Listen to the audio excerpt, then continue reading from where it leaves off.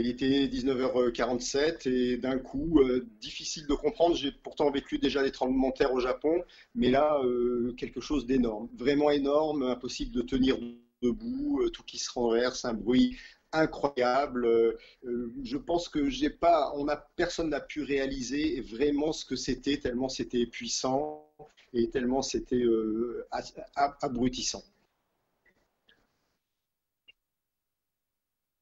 Ben, c'est après, bon, sur le coup, on s'est pas rendu compte. Ensuite, on s'est tous réunis.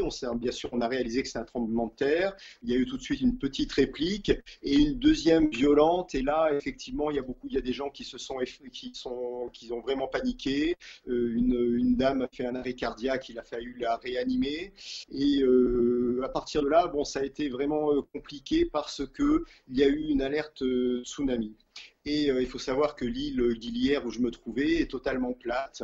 Et le point culminant, c'est à 10 mètres à peu près le sommet de l'hôtel, de notre hôtel, qui était un hôtel très solide en béton et qui était totalement fissuré, totalement abîmé. Et là, le seul échappatoire était de monter sur le toit de l'hôtel.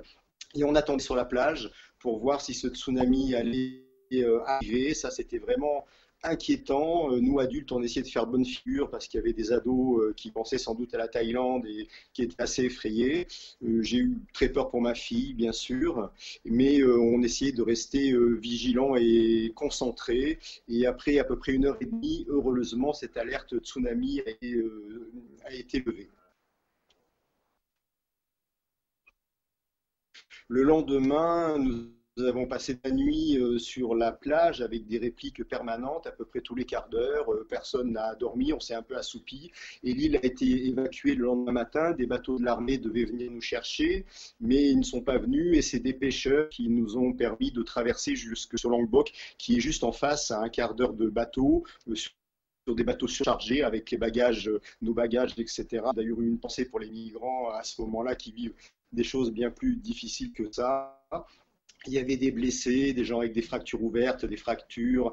Ils avaient de simples attelles avec des morceaux de bois et des chiffons qui avaient été confectionnés comme ça. Aucun hélicoptère pour les évacuer. C'était assez compliqué.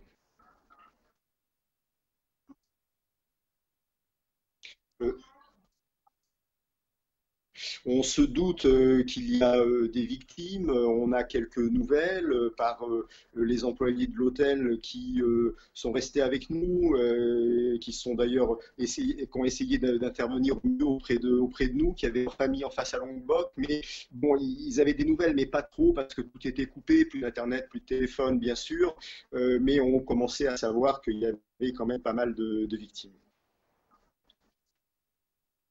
Non, c'est ça, on a l'impression de se retrouver dans ce qu'on voit à la télé quand on regarde des reportages sur ce genre de catastrophe.